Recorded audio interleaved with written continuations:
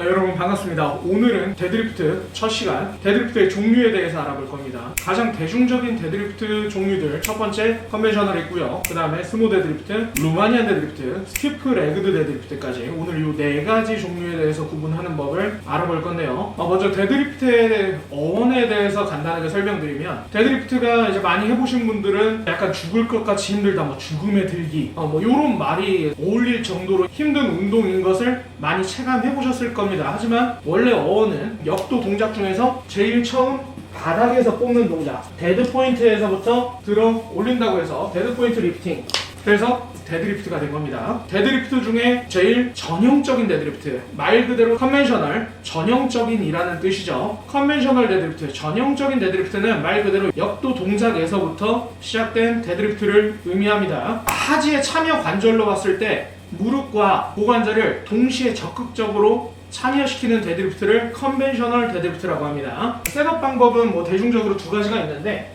첫 번째는 루마니아 셋업 자세로 슬랙아웃을 주고 그 뒤에 살짝 앉은 뒤 그대로 프레스 폭발적으로 들어버리는 형식이 있고, 아니면 처음부터 위쪽에서 복압과 호흡을 잡아놓고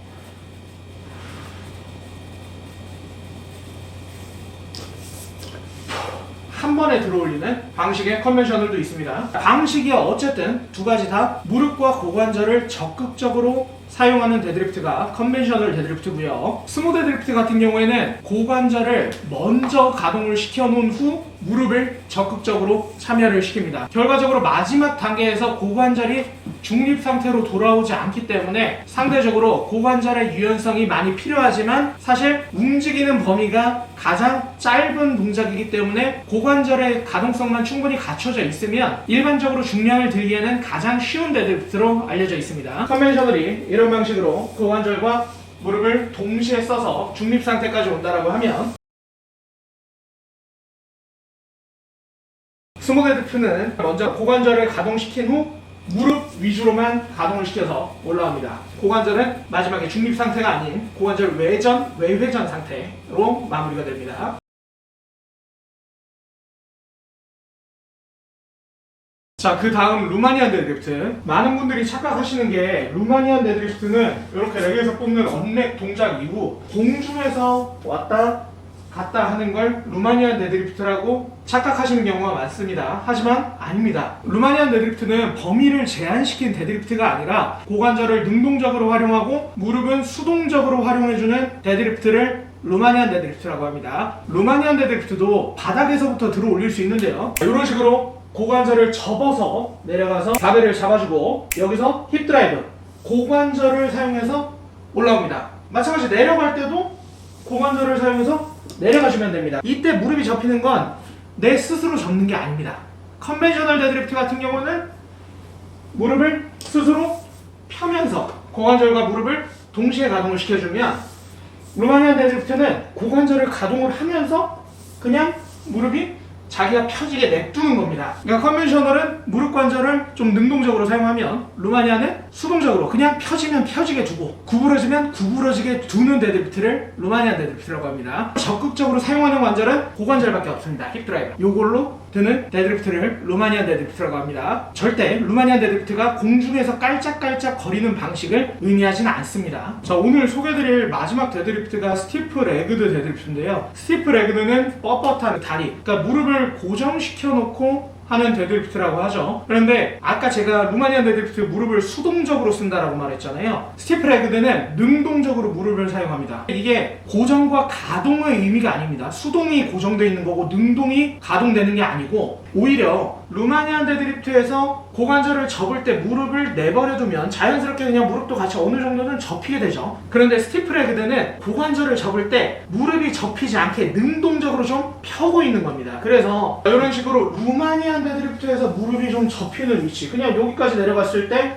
이 정도까지 접힌다라고 하면, 스티프는 여기서 무릎을 좀 더 펴주기 때문에 엉덩이 높이가 더 높습니다. 햄스트링을 좀 더 많이 늘린 상태에서 긴장을 주기 위해서입니다. 익센트릭, 원심성 수축이라고 하기도 하는데요. 그러니까 근 길이가 길어지면서 근육에 긴장을 줄수록 근육에 타격을 더 많이 줄 수 있고 근 비대를 더 많이 노릴 수가 있습니다. 그러니까 햄스트링의 비대화 용도로, 햄스트링이 커지게 만들기 위한 용도로는 굉장히 좋은 운동이죠. 하지만 근 길이를 많이 늘리면 늘릴수록 사실 부상의 위험도 커집니다. 그래서 초보분들한테 많이 추천하지는 않는 방식이고요. 이게 대부분 PT 할 때 여성분들한테 햄스트링과 둔근 때문에 스티프 레그드 데드리프트를 많이 시키는데 사실 다치는 경우가 왕왕 있습니다. 그렇기 때문에 스티프 레그드 데드리프트를 하실 때는 반드시 중량을 좀 낮추고 속도도 좀 천천히 해서 부상의 위험성을 좀 낮춘 상태로 하시는 걸 권해드립니다. 정리해드리면 컨벤셔널 데드리프트 같은 경우에는 자, 무릎과 고관절을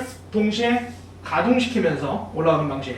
스모 데드리프트는 고관절을 먼저 가동시켜놓고 그때 무릎을 주로 가동시켜서 올라오는 방식. 루마니안 데드리프트는 고관절 가동으로 바벨을 잡아주고 다시 고관절 가동으로 바벨을 들어 올려주는 방식. 이때 무릎은 지가 구부러지면 구부러지는 대로, 펴지면 펴지는 대로 냅둡니다. 무릎은 수동적으로 사용합니다. 마지막으로 스티프 레그드 데드리프트는 루마니안 데드리프트에 비해서 엉덩이 위치가 높습니다. 무릎이 너무 많이 구부러지지 않게 능동적으로 펴서 움직여줍니다.